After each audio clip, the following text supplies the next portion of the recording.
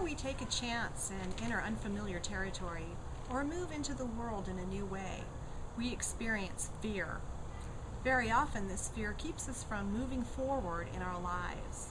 Hi, this is Susie Bowers, and thank you for visiting my video blog. That was a quote from Susan Jeffers in this great little book called Feel the Fear and Do It Anyway.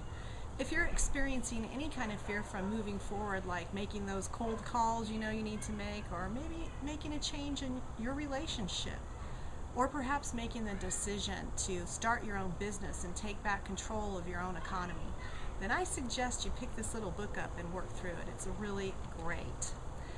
Today we're going to talk about fear and some of the steps to help us move through our fear.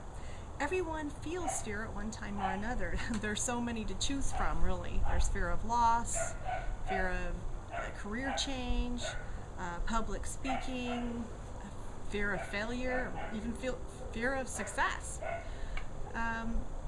Fear of spiders. Well, no, that's kind of more of a phobia, really. Anyway, fears can affect us in many different ways. Making a mistake, getting sick, being embarrassed, the list goes on. The main function of your subconscious mind, which we've discussed before, is to keep you healthy, safe, and alive. The fight or flight instinct has been around since the time we first came into existence and has been fully integrated into us. Over many thousands of years, the primary purpose of this instinct was to keep us alive, to keep us from being eaten by a saber-toothed tiger, or from starvation, or even from the warlords that came to rape and pillage the villages. Today, the threat of physical annihilation is very slim.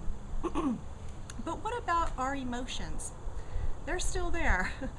And our emotions are also stored in that over 95% subconscious mind level.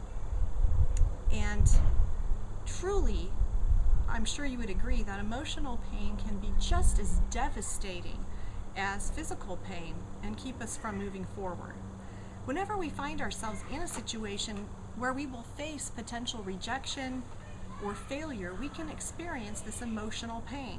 And again, our subconscious mind, whose job is to keep us healthy, safe, and alive, can create a strong resistance to doing those things that may be scary or could have the potential for emotional discomfort.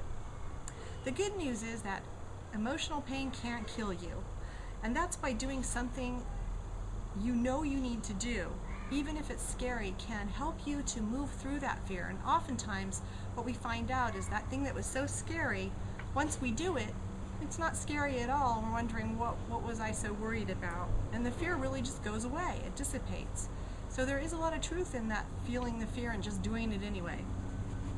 There are several ways to overcome the fear of doing something new or doing something that makes you uncomfortable, at least in thinking about it. So I'm going to go over these steps right now, and I'm going to need to look at my notes. The first is to get the subconscious mind on board with the new behavior. And that's not difficult. In fact, that's the easiest way to make changes. And how do we do that? Well, we've discussed this a little bit before.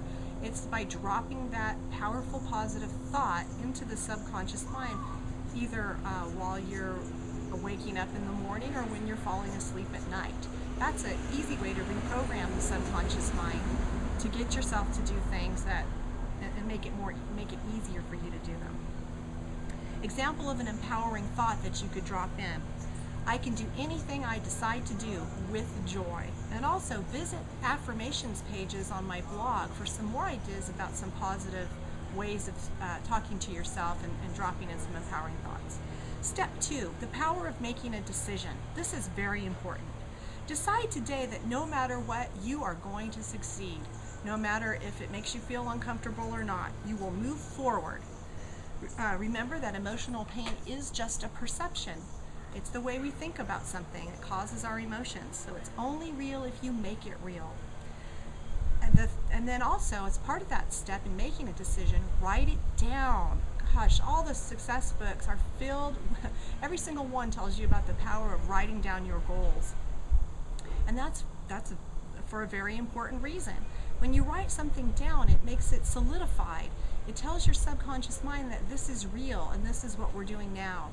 And it's the direction you're moving in. So the subconscious mind will then Look for the resources within you and out in the universe to make what you've written down a reality for you and make it even more manifest in your reality. Step 3, quiet that chatterbox. We've talked about this in other blog posts and also in my Monday Morning Power Start series, that those broken records of thoughts keep you stuck from moving forward and doing the things that you need to do. Just reduce that chatterbox talk. And join me in my Monday Morning Power Start. The opt-in box is up here on the left if you want to learn more about the techniques and tools and how to do that. It's the ego's constant judgment that keeps us stuck from moving forward, because we're always judging everything and everyone, including ourselves. We get a sense that if we make a mistake or we do something, others are going to be judging us. And since we're always judging, that makes us feel uncomfortable. So what if I get it wrong? What if I get embarrassed? Or only the self-serving ego thinks about things like that. Your higher mind, your higher self, which is the part that's guiding you to the success that you desire and deserve in your life, doesn't care about that stuff. It's only interested in your personal growth. So recognize when the ego is trying to hold you back and make a different decision. This is the false self and will never get you where you want to go or help you achieve what you desire to achieve. Be aware of it and love yourself anyway. Step 4, play the what if game. I love this, and I'm going to get in more detail on Monday Morning Power Start with the actual tool to play the what if game. Usually we're asking, what if I do this and it doesn't work? What if I fail? What if I succeed? Then what will I have to do? So instead, focus on this. What if I do this and it works out? What could my life be like? How could I be even better than I am today? How much more painful will it be if I look back and didn't at least give it my best shot? Sometimes that kind of pain of knowing that you could look back and didn't do what you want to do is way more painful than just doing it. Learning to ask the right questions is an important part of this. Remember, the subconscious mind doesn't judge what you ask. It just looks for the answers and resources within your own mind and provides that information to your conscious mind based on your own past experiences when you got hurt. Because usually those are the things that are most empowering to you. Or conversely, when you succeeded. So this is all based on the questions you ask. Step 5, avoid all negative self-talk.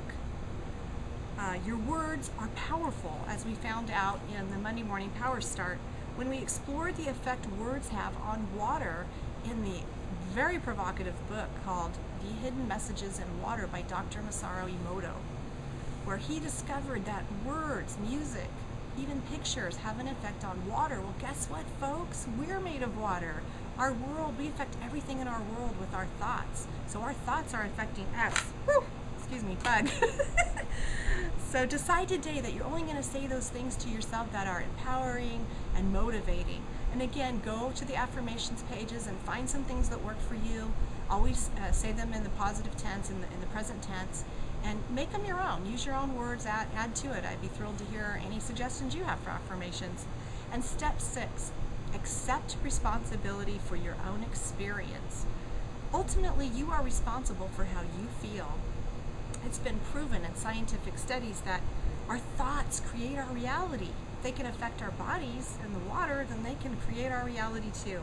So take responsibility for your thoughts without guilt or blame. It took a lifetime to create a habit of negative thinking. So it's going to take a little practice, just like anything else, to create a new habit, a more empowering habit. Become consciously aware of how you're feeling and pay attention to what you're thinking about, and that way you can be more responsible for your own experience.